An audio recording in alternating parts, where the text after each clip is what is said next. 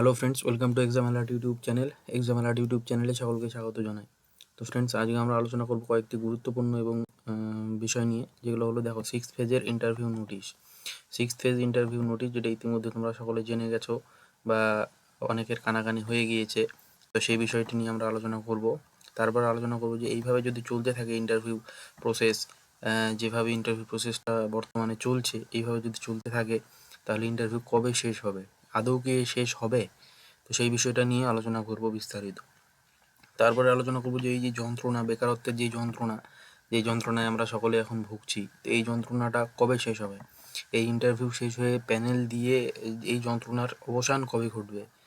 এই যে বেকারত্বের যন্ত্রণা, এই যন্ত্রণার অবসান কবে ঘটবে, সেই জিনিসটা নিয়েও আমরা একটু বোঝার চেষ্টা করব। তারপরে বোঝার চেষ্টা করব যে আসলে পর্ষদ চাইছেটা কি।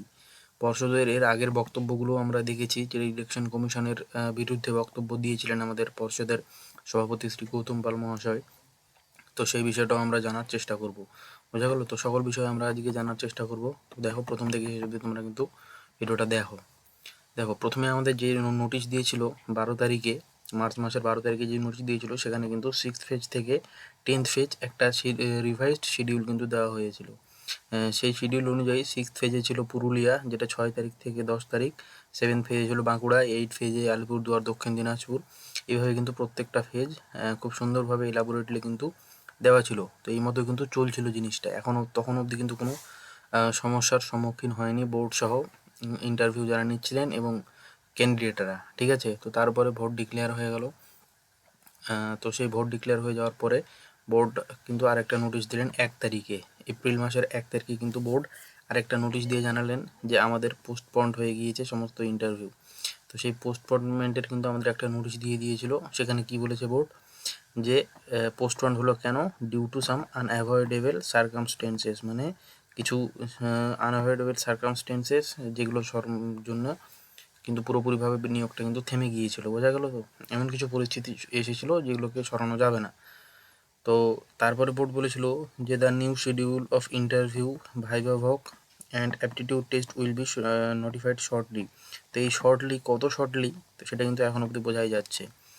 তো এইভাবে পোস্টপন্ডমেন্ট হয়ে যাওয়ার পরে কিন্তু পর্ষদ সভাপতি নির্বাচন কমিশনের বিরুদ্ধে একটি বক্তব্য দিয়েছিল, যেখানে বলেছিল যে পর্ষদ সভাপতি বলেছিল যে ইন্টারভিউ আমরা নিতে পারছি না, আমাদের সমস্ত প্রসেস মেনেই, আমরা কোড অফ কন্ডাক্ট মেনেও কিন্তু ইন্টারভিউ নিচ্ছিলাম, কিন্তু তা সত্ত্বেও আমাদের ইন্টারভিউ নিতে দেওয়া হচ্ছে না ইলেকশন কমিশনের তরফ থেকে। তো ইলেকশন মিটে গেলেই আমরা আবার ইন্টারভিউ নেওয়া শুরু করব, এই মর্মে কিন্তু তারা জানিয়েছিলেন। এবং তোমরা সকলে জানো যে আজকে আমাদের ভোট কিন্তু শেষ হয়ে গেল, প্রথম দফা, দ্বিতীয় দফা, দুটো দফায় কিন্তু ভোট শেষ। তো টোটাল ভোট শেষ এবং এই রেজাল্ট হবে 4 তারিখ, মে মাসের 4 তারিখে এই ভোটের রেজাল্ট। তো আর কয়েকটা দিন পরে কিন্তু রেজাল্ট ডিক্লেয়ার হয়ে যাবে এবং রেজাল্ট ডিক্লেয়ার হওয়ার 2 থেকে 3 দিনের মধ্যেই কিন্তু সিক্সথ ফেজের ইন্টারভিউ নোটিশ জারি হয়ে যাবে। এখনও অবধি খবর যেই পাওয়া গিয়েছে, সেই খবর অনুযায়ী কিন্তু সিক্সথ ফেজের যে ইন্টারভিউ নোটিশ, সেটা কিন্তু ভোট ডিক্লেয়ার হয়ে যাওয়ার 2 থেকে 3 দিনের মধ্যে পাবলিশ হয়ে যাবে। এবং সেই ইন্টারভিউটা কবে নাগাদ হবে মোটামুটি জানা যাচ্ছে, যেটা যে 18ই মে থেকে কিন্তু শুরু হতে পারে সিক্সথ ফেজের ইন্টারভিউ। এবং সিক্স ফেজের ইন্টারভিউয়ে এভাবে যদি চলতে থাকে তাহলে ইন্টারভিউ শেষ হতে কিন্তু এই বছরটা লেগে যাবে। মোটামুটিভাবে মনে রাখবা যে 26 সালটা কিন্তু পুরোটা লেগে যাচ্ছে আমাদের ইন্টারভিউ শেষ হতে।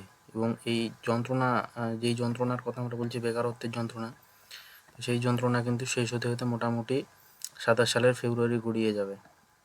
বোঝা গেল? 27 সালের ফেব্রুয়ারিতে গিয়ে মোটামুটিভাবে দেখা যাবে যে একটা প্যানেল বোর্ড প্রকাশ করছে। তো সেই উম্মিদ নিয়েই আমাদের টিকে থাকতে হবে, সেই আশা নিয়েই এগোতে হবে। ঠিক আছে? তা আসলে পর্ষদ চাইছে এটা কি, দেখো পর্ষদের হাতে বর্তমানে কিন্তু কিছু নেই। মডেল কোড অফ কন্ডাক্ট চালু হয়ে যাওয়ার পর ইলেকশন কমিশন থেকেই কিন্তু পর্ষদকে নিষেধ করেছে যে এখন কোনো রকম ইন্টারভিউ নেওয়া যাবে না, যদিও বা এটা কিন্তু কোনো ডেভেলপমেন্টের আন্ডারে পড়ছে না, এটা যেহেতু আগেই নোটিশ দিয়ে দিয়েছিল, তা সত্ত্বেও কিন্তু হয়ে গিয়েছে বন্ধ। তো দেখা যাক এটা কবে চালু হয়। তো মোটামুটিভাবে বোঝা যাচ্ছে যে 18 তারিখ থেকে কিন্তু একটা চালু হওয়ার সম্ভাবনা আছে। ঠিক আছে? আর এভাবে চললে কিন্তু আমাদের 27 সালের ফেব্রুয়ারিতে প্যানেল প্রকাশ হওয়ার একটা সম্ভাবনা আছে।